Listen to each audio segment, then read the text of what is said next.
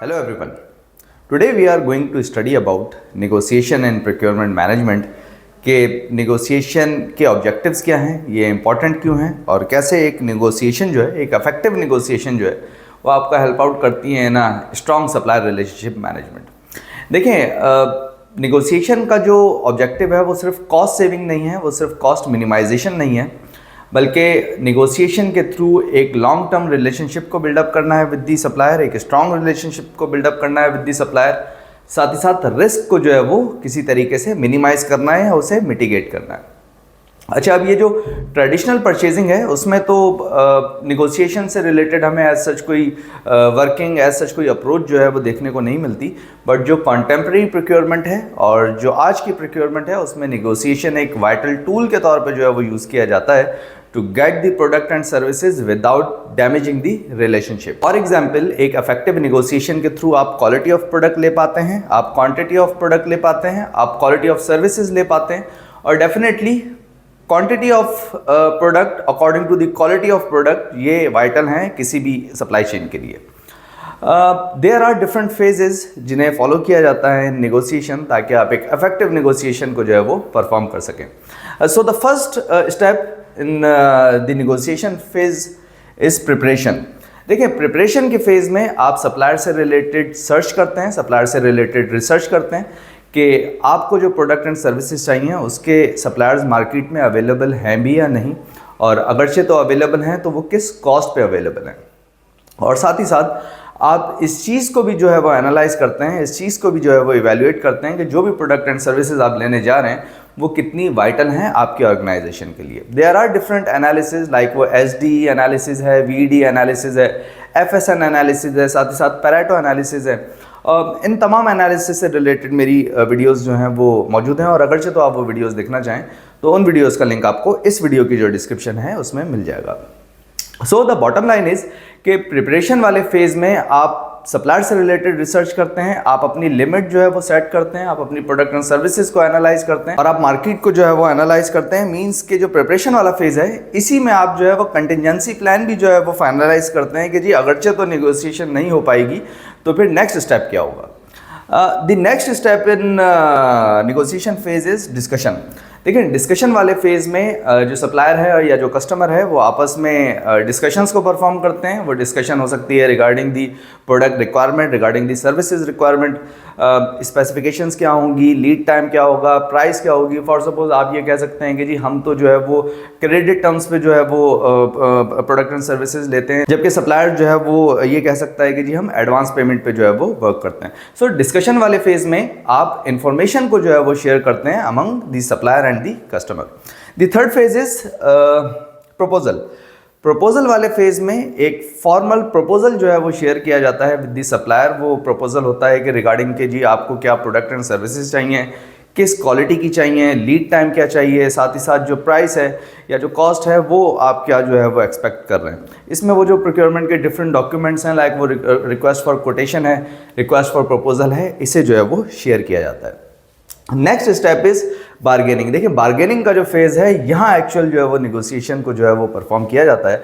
Bargaining में again आप negotiation there are different approaches जिनके तहत आप निगोशिएशन को परफॉर्म करते हैं।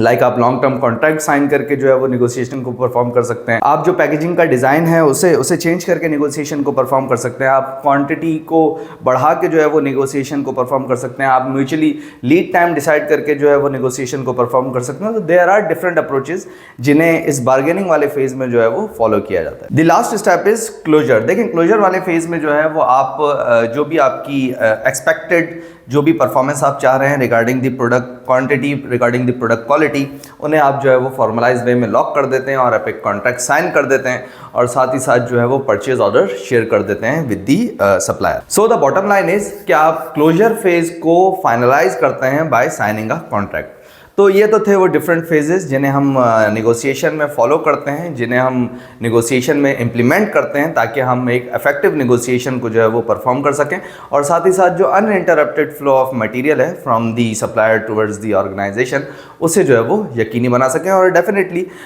ये तमाम अप्रोचेस जो हैं वो एक ऑर्गेनाइजेशन की जो सप्लाई चेन है उसे एफिशिएंट भी बनाती हैं, उन्हें इफेक्टिव भी बनाती हैं और साथ ही साथ जो रेजिलेंस है उसमें भी जो है वो काफ़ी हद तक हेल्प आउट करती हैं। Now come towards the strategies of negotiation. There are three main strategies: distributive, integrative and mixed motive.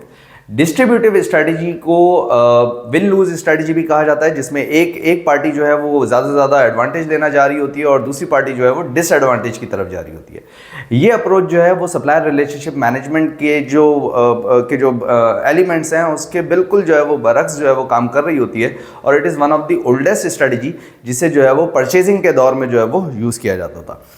This strategy is applicable when you have analyzed और when you have evaluated कि जी जो भी product है या जो भी सर्विसेज हैं वो हमें वन टाइम चाहिए होंगी, उसके बाद तो इस चीज़ की या इस प्रोडक्ट की सर्विसेज की रिक्वायरमेंट ही नहीं होगी, तब आप डिस्ट्रीब्यूटिव स्ट्रेटजीज़ को फॉलो करते हुए डिस्ट्रीब्यूटिव नेगोशिएशन को परफॉर्म करते हैं और इसमें हार्ड बार्गेनिंग को जो है वो परफॉर्म करते हैं और मोटिव एक ही होता है कि किसी तरीके से आप कॉस्ट सेविंग को जो है वो यकीनी बना सकें और इसमें सप्लायर के जो वो लॉन्ग टर्म रिलेशनशिप है इन अप्रोचेस को जो है वो कंसिडर जो है वो नहीं किया जा रहा होता।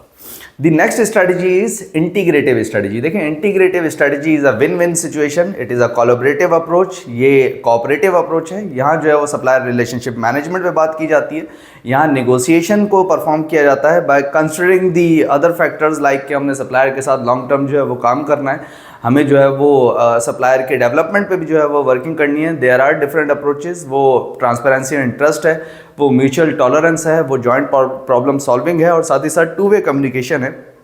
ये वो तमाम अप्रोचेस हैं जिन्हें इंटीग्रेटिव जो स्ट्रेटजी है उसमें यूज़ किया जाता है और ये कोशिश की जाती है कि जी जो भी नेगोशिएशन हो वो बेनिफिशियल हो for both parties, either for the supplier और ईदर फॉर द कस्टमर।